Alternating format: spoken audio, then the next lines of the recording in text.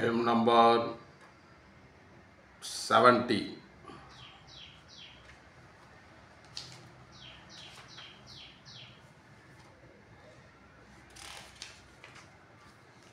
The Comforter has come. Oh, spread the tidings round, wherever man is found, wherever human hearts and human vows abound. Let every Christian tongues proclaim the joyful sound. Let every Christian tongues proclaim the joyful sound. The Comforter has come. The Comforter has come. The Comforter has come. The Holy Ghost from heaven. The Father's promise given. Oh, spread the tidings round. Wherever man is found, the Comforter has come. Wherever man is found, the Comforter has come. The long, long night is past. The morning break at last. Snatch the dreadful veil, fury of the blast. As over the golden hills the day advances fast. The Comforter has come. The Comforter has come. The Comforter has come. The Comforter has come. Holy Ghost from heaven. The Father's promise given. Oh, spread the tidings round. Wherever man is found, the Comforter has come. Wherever man is found, the Comforter has come. Lo, the great King of kings, with healing in his wings, to every captive soul a full deliverance bring, and through the vacant cell a song of triumph ring. The Comforter has come. The Comforter has come. The Comforter has come. The Holy Ghost from heaven. The Father's promise given. Spread the tidings round. Wherever man is found, the Comforter has come. Wherever man is found, the Comforter has come. O boundless love divine, how shall his tongue of mine to wandering mortal let the matchless grace divine, that I, a child of hell, should in his image shine, that a child of hell should in his image shine. The Comforter has come. The Comforter has come. The Comforter has come. Holy Ghost from heaven. The Father's promise given. Spread the tidings round. Wherever man is found, the Comforter has come. Wherever man is found, the Comforter has come. Lo, the great King of kings, with healing in his wings, to every captive soul a full deliverance bring. To every captive soul a full deliverance bring. And through the vacant cell the song of triumph rings. The Comforter has come. The Comforter has come.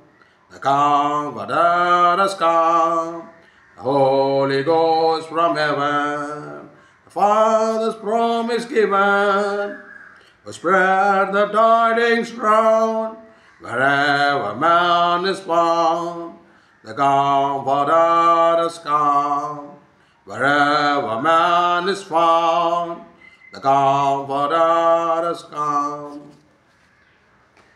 Isaiah 55, 6 to 7 says, Seek the Lord while he may be found. Call upon him while he is near. Let the wicked forsake his way, and unrighteous man is stopped. Let him return to the Lord, that you have compassion on him, and to our God, for he will abundantly pardon. Proverbs 28:13 says, Whoever conceals the sin does not prosper, but the one who confesses and renounces them find mercy. Almighty God, to whom all hearts are open, all desire known, from whom no secrets are hidden, cleanse the thoughts of heart by the inspiration of your Holy Spirit, that we may perfectly love you and worthily magnify your holy name through Jesus Christ our God. Most merciful God, we confess that we have sinned in thought, word and deed, through our own fault in common with others. We are truly sorry and turn humbly from our sins. God the Father, have mercy upon us. Lord Jesus Christ, have mercy upon us.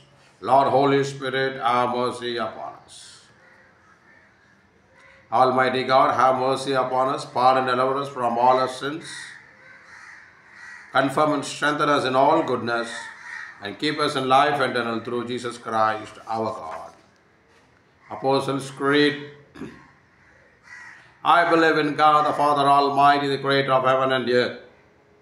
I believe in Jesus Christ, His only Son, our God, our Lord. He was conceived by the power of the Holy Spirit and born of the Virgin Mary. He suffered under Pontius Pilate, was crucified, died, and was buried. He descended to the dead, on the third day rose again. He ascended into heaven and is seated right with the Father.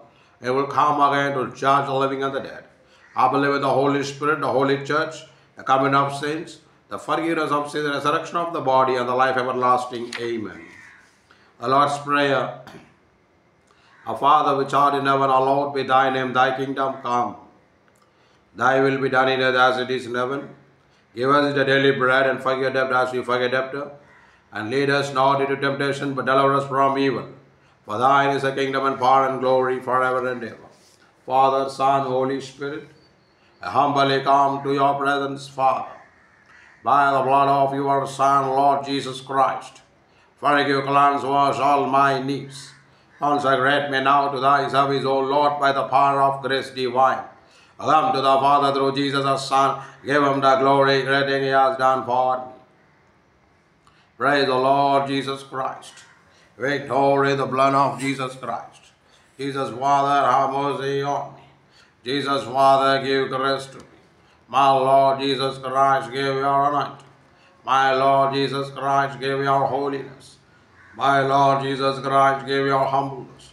My Lord Jesus Christ, give your strength. My Lord Jesus Christ, give your power. My Lord Jesus Christ, give your glory. My Lord Jesus Christ, give your wisdom.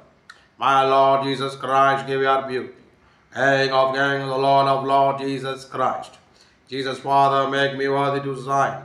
The blood of Jesus Christ, His Son, cleanse me from all sin. Hear, O Israel, the Lord our God, the Lord is one Lord, the Holy One of Israel.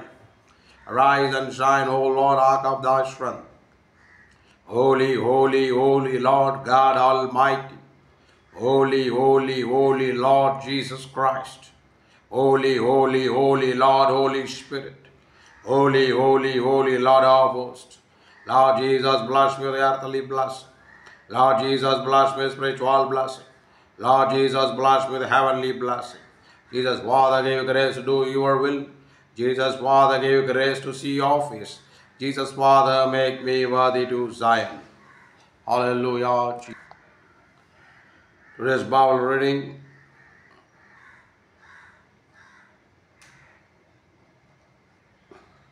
Exodus chapter 20. And God spake all these words, saying, I am the Lord thy God, which have brought thee out of the land of Egypt, out of the house of bondage. Thou shalt have no other gods before me. Thou shalt not make unto thee any graven image, nor any likeness of anything that is in heaven above, or that is in the earth beneath, or that is in the water under the earth. Thou shalt not bow down thyself to them, nor serve them. For I, the Lord thy God, am a jealous God, visiting the iniquity of the fathers upon the children unto the third and fourth generation of them that hate me, and showing mercy unto thousands of them that love me and keep my commandments. Thou shalt not take the name of the Lord thy God in vain, for the Lord will not hold him in guiltness that taketh his name in vain. And remember the Sabbath day to keep it holy. 6 days shalt thou labor and do all thy work, but the seventh day is the Sabbath of the Lord thy God. In it thou shalt not do any work, thou, nor thy son, nor thy daughters, the manservant, nor the maidservant, nor the cattle, nor thy stranger that is within the gates. For in 6 days the Lord made heaven and earth, the sea, and all that is them, is and rested the seventh day. Wherefore the Lord blessed the Sabbath a day and hallowed it. Honor thy father and mother, that the days may be long upon the land which the Lord thy God giveth thee. Thou shalt not kill, thou shalt not commit adultery, thou shalt not steal, thou shalt not be a false witness against a neighbor, thou shalt not covet the neighbor's house, thou shalt not covet the neighbor's wife, nor his manservant, nor his maidservant, nor his ox, nor his ass, nor anything that is in thy neighbor. And all the people saw the thundering and the lightning and the noise of the trumpet and the mountain smoking. And when the people saw it, they removed and stood afar off.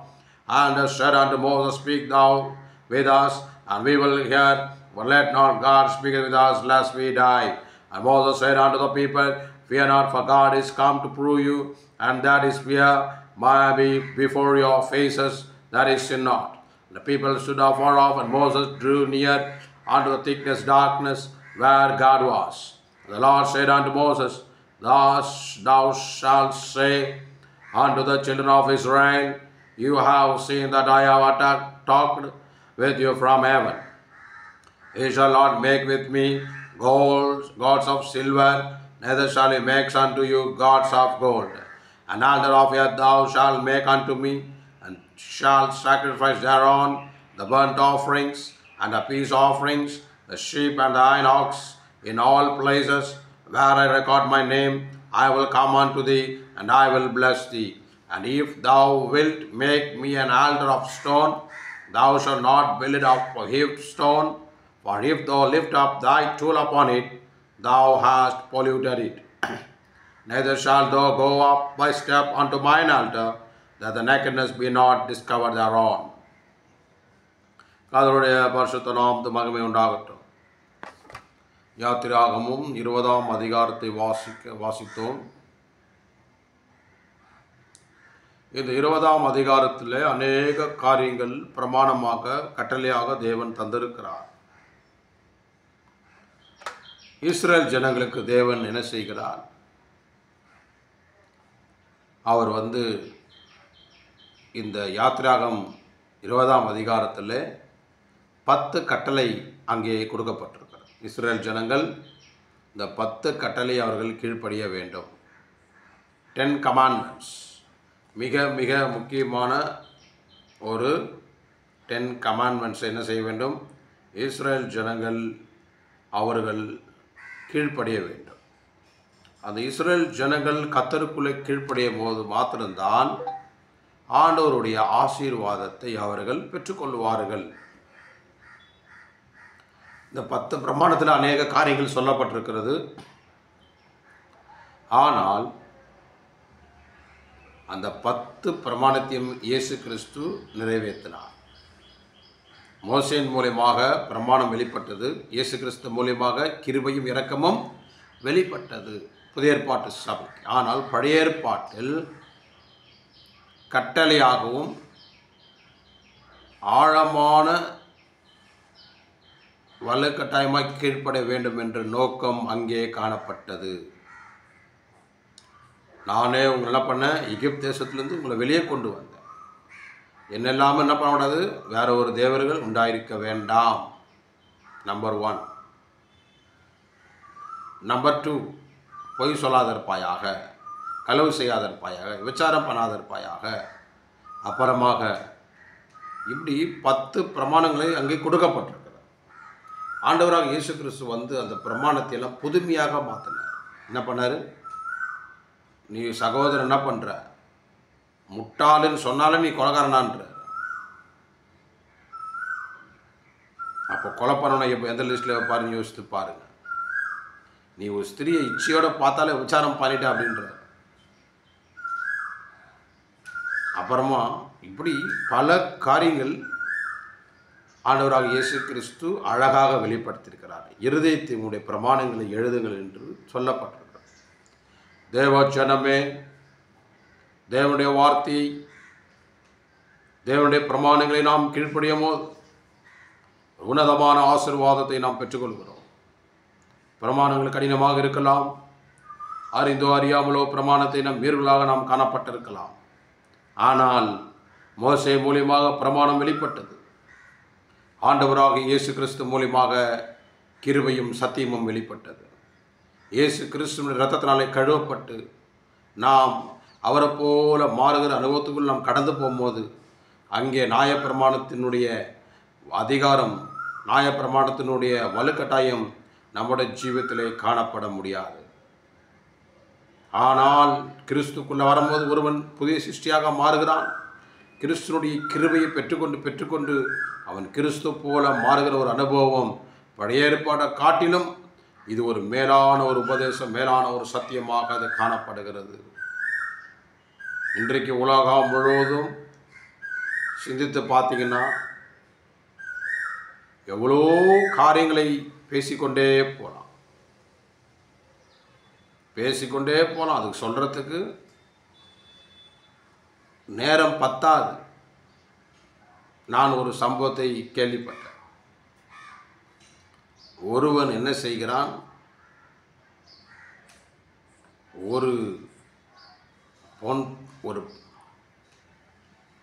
ஒரு பெண்ணாட்டி என்ன பண்ணுறான்னா ஒரு பொம்பளை கொலை செய்கிறான். செய்துட்டு அவன் என்ன பண்ணுறான்னா அதை அடையும் அந்த காரியங்கள் தெரியாத அளவுக்கு அவன் என்ன செய்கிறான், அந்த தடயங்கள்லாம் மூடி மறைக்கிறான். போலீஸ் வந்து விசாரித்து பார்த்தார்கள். எல்லா தடயங்களும் என்ன ஆயிட்டது, மூடப்பட்டது, கண்டுபிடிக்க முடியவில்லை. ஒரு சில காரியங்கள் எல்லாம் அது ஆழமாக சொல்ல முடியவில்லை. ஆனால் ஒரு நாள் அவன் அகப்பட்டு போகிறான். சாதாரண ஒரு சின்ன விஷயத்தில் அவன் மாட்டிக்கிறான்.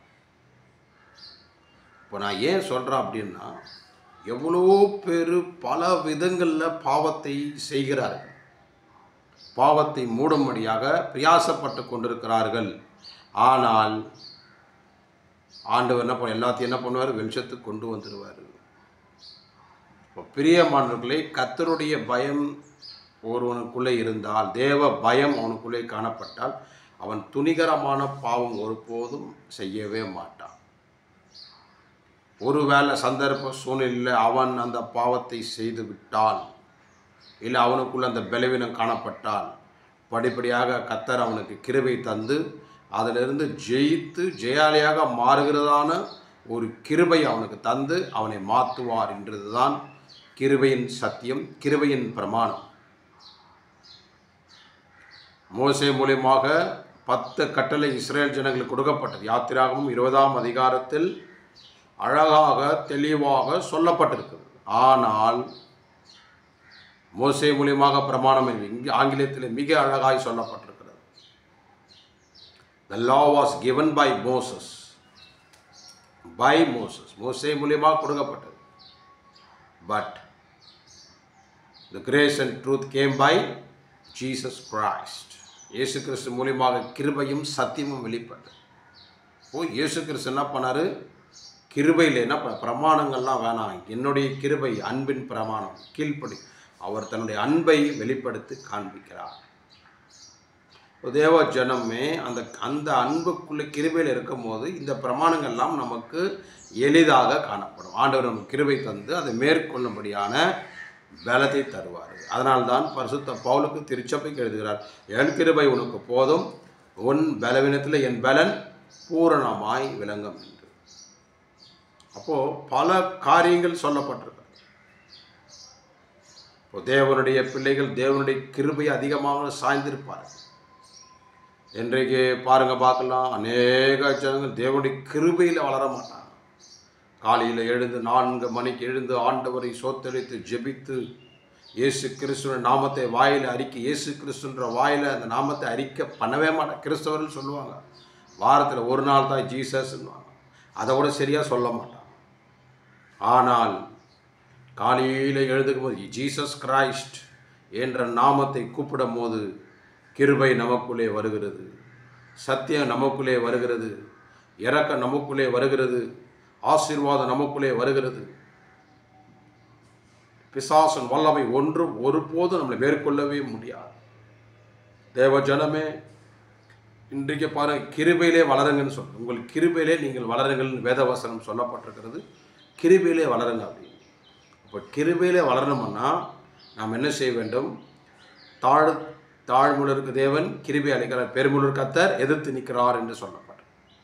அப்போ ஆண்டவருடைய சமூகத்தில், ஆண்டவரே உம்முடைய சமூகத்தை நான் வர பாத்திரன் அல்ல, ஆண்டவரே உம்முடைய பேரை சொல்ல தகுதி இல்லை, நான் ஒன்றுத்துக்கும் உதவாதவன் என்று கர்த்தருக்கு முன்பாக தாழ்த்தி தன் நீதிமொழிகள் 28:13 சொல்லப்பட்ட தன் பாவங்களை மறைக்கிறவன் வாழ்வடைய மாட்டான், அதை அறிக்கை செய்து விடுகிறவனோ இரக்கத்தை அவன் பெற்றுக்கொள்கிறான். ஆண்டவரே, அப்பா, நான் ஒரு குற்றவாளி என்று, நான் ஏழை, நான் படிப்பறிவில்லாதவன், எனக்கு ஒன்றுமே தெரியாது, நான் எவ்வளோ வாட்டி பொய் சொல்லிட்டேன், எவ்வளோ வாட்டி உங்களுடைய பிரமாணங்களை மீறிட்டேன், என்னை மன்னிங்க ஆண்டவரே, உம்மை போல என்னை மாற்றுங்கப்பா, நான் உமக்காக நான் கீழ்ப்படுகிறேன்னு சொல்லி கர்த்தருடைய சமூகத்தில் தாழ்த்தும் போது அவன் கிருபையை பெற்றுக்கொள்கிறான். அடுத்ததாக வேதங்களை வாசிக்க ஜெபிக்க கிருபை அதிகமாகும். கர்த்தராக இயேசு கிறிஸ்துவின் நாமத்தினால நீ பண்ணுற ஒவ்வொரு ஜபங்களும் நாம் பண்ணுற கிருபையிலே தான், கிருபை வளர்ந்து கொண்டே இருக்கிறது. பெரிய மாணவர்களே, கிருபையிலே நாம் வளரும் போது சத்ரு நம் மேலே அதிகாரம் இல்லை. சில பேர் பாருங்க பார்க்கலாம், இயேசுவின் நாமம் என்று சொல்லுவார்கள், இயேசுவை விசுவாசிப்பார்கள், ஆனால் முழுமையாக ஜெபிக்க மாட்டார்கள், முழுமையாக இருதயத்தை ஊற்றி இரத்தத்தினால கழுவப்பட்டு தேவனோட சமூகத்தை இருதயத்தில் கொண்டு வர மாட்டார்கள், முழுமையாக வேதத்தை வாசிக்க மாட்டார்கள், அவர்கள் சினிமா பார்த்து கொண்டிருப்பார்கள், அவர்கள் உலக பிரகாரமாக சுற்றி கொண்டிருப்பார்கள், அவர்கள் பணம் அதிகமாக சேர்க்க வேண்டிய நோக்கத்திலே அவர்கள் காணப்படுவார்கள். பண ஆசை. ஒரு ஏழைக்கு 100 ரூபா கொடுக்க மாட்டாங்க, ஆனால் என்ன பண்ணுவாங்க, 1 லட்ச ரூபா என்ன பண்ணுவாங்க, யாரோ கிட்ட என்ன பண்ணுவாங்க, பிஸ்னஸில் இழந்துட்டு வந்து உட்காருவாங்க. ஏழைக்கு கொடுக்குறவன் கர்த்தருக்கு அவன் கடன் கொடுக்குறான். ஏழைகளுக்காகவே எவ்வளோ காரியங்கள் சொல்லப்படுது. மரித்தால் 1 ரூபா கொண்டு போகிறது கிடையாது. ஆனால் மனிதனுடைய சிந்தை பணம் பணம் பணம் என்ற ஒரு சிந்தையோடு இருக்கிறதுனால அவனுடைய பண ஆசை எல்லா தீங்குக்கும் வேறாக இருக்கிறதுன்னு சொன்ன மாதிரி கடைசியில் அந்த தீங்கிலே அவன் போய் முடிகிறான். பிரியமானவர்களே, நமக்கு கிடைச்ச ஒரு பெரிய பாக்கியம், நமக்கு கிடைச்ச ஒரு பெரிய ஒரு நம்பிக்கை என்ன தெரியுமா? ஆண்டவராகிய இயேசு கிறிஸ்து அவர் என்னுடைய நம்பிக்கை, அவருடைய மீட்பு, அவர் என்னுடைய மகிழ்ச்சி, அவர் என்னுடைய சந்தோஷம், அவர் என்னுடைய சமாதானம், அவருடைய சொத்து என்று இருக்கிறவர்கள் கர்த்தருடைய இரத்தத்தினாலே கழுவப்பட்டு அவருக்கு பிரமாணங்களை கீழ்ப்படிந்து போருகிற அந்த கிருபையில் வளர்கிற வாழ்க்கை தான் ஐஸ்வர்யமான வாழ்க்கை. அதுதான் பரலோகத்தில் கொண்டு போய் நம்மளை சேர்க்கிற வாழ்க்கை. இது 2022 நீங்கள் 2020 இந்த 2025 ஆண்டு வரைக்கும் நீங்கள் கணக்கு போட்டு பார்த்தீங்கன்னா எவ்வளோ பேர் இந்த உலகத்தை விட்டே கடந்து போயிட்டாங்க.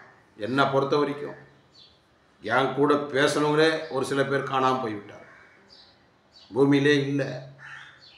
ஆண்டவர் நம்மளை ஜீவனோட வச்சுக்கிற காரணம் என்ன? அவருடைய இரக்கத்தை நாம் பெற்றுக்கொள்ள வேண்டும், அவருடைய கிருபை நாம் பெற்றுக்கொள்ள வேண்டும், அவருடைய தயவை நாம் பெற்றுக்கொண்டு எப்படியாவது அவரை போல மாறி அவருடைய முகத்தை நாம் தரிசிக்க வேண்டும் என்ற எண்ணம் நமக்குள்ளே காணப்பட்டாலே போதும், ஆவியானவர் நமக்குள்ளே கிரியை செய்வார். ஆவியானவர் நமக்குள்ளே யுத்தம் பண்ணும்போது, கிரியை செய்யும் போது நமக்குள்ள எல்லா பொல்லாத வல்லமைகள்லாம் படிப்படியாக நீங்கி போகும்.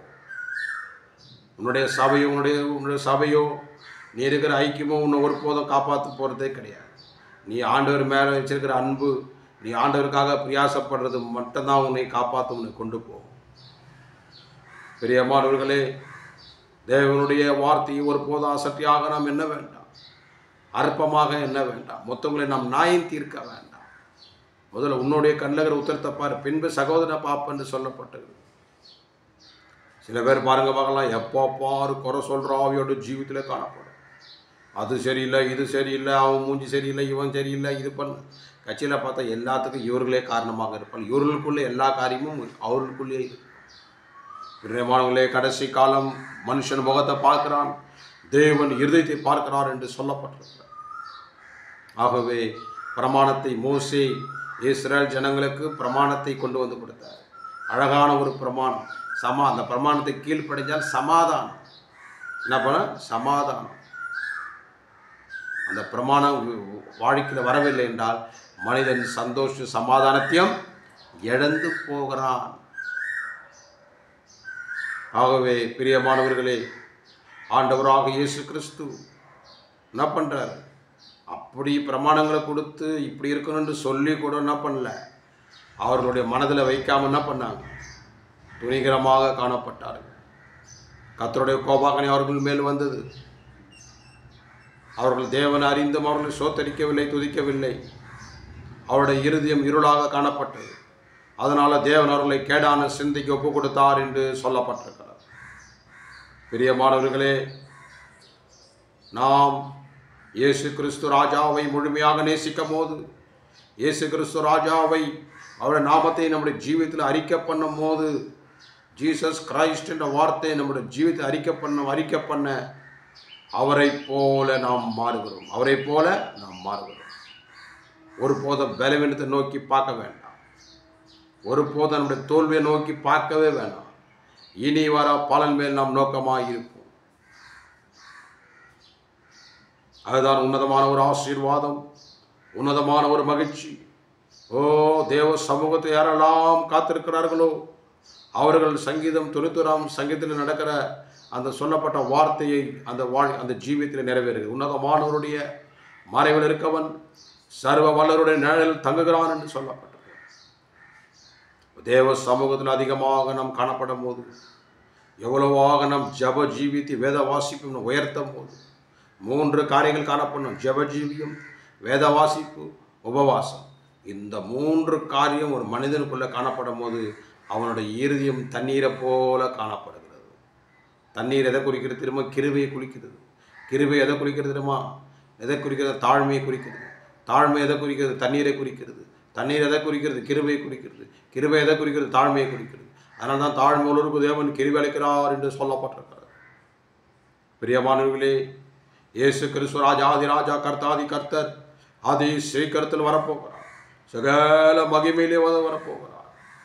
தூதர்களுடைய காலதுணியோடு வரப்போகிறார். அவருடைய வருகைக்கு நாம் ஆயத்தமாக மாற வேண்டும் என்றால் இரவும் பகலும் இயேசு ராஜா ராஜா என்று கூப்பிட்டு அவருடைய இரக்கத்தையும் கிருபையும் தயவையும் நமக்குள்ளே காணப்படும் போது நமக்குள்ள எல்லா தீய வல்லமைகள், தீய சத்ருவானவன் வெளியே நீங்கி ஓடி போய்விடுவான். கர்த்தர் நம்மளை ஜெயாலியாக மாற்றுவார். தேவன் சுத்தமாக என்னதை என்ன பண்ணாத, அசுத்தம் என்று எண்ணாத என்று சொல்லப்பட்டிருக்கிறது. ஆகவே இந்த கடைசி காலம் கொடிய காலம் என்பது உண்மை. 2020 2025 இந்த நாள் வரைக்கும் எவ்வளவோ காரியங்களை நான் கேள்விப்பட்டேன். நேற்று கூட கேள்விப்பட்டேன், முந்தா நேற்று கேள்விப்பட்டேன். பெரிய யுத்தங்கள் நடந்து கொண்டிருக்கிறது, பல காரியங்கள் நடந்து கொண்டிருக்கிறது. ஆண்டவராக இயேசு கிறிஸ்துனுடைய வருகை அதி சீக்கிரத்தில் இருக்குது.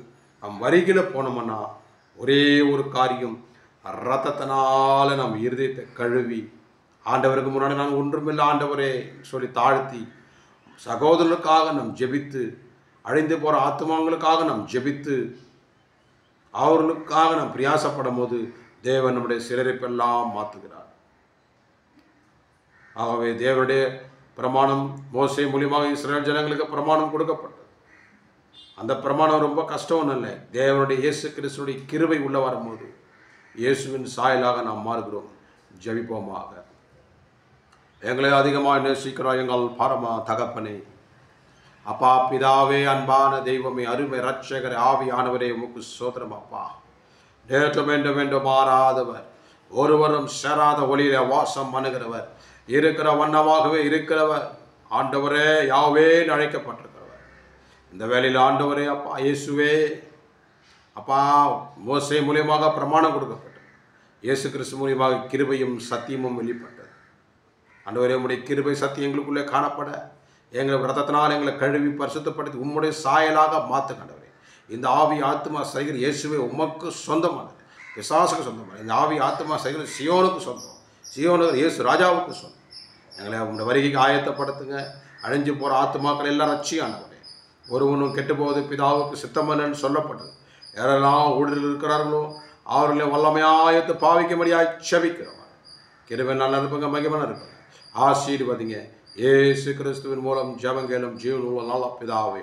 ஆமென், ஆமென், ஆமென். God bless you. Hallelujah.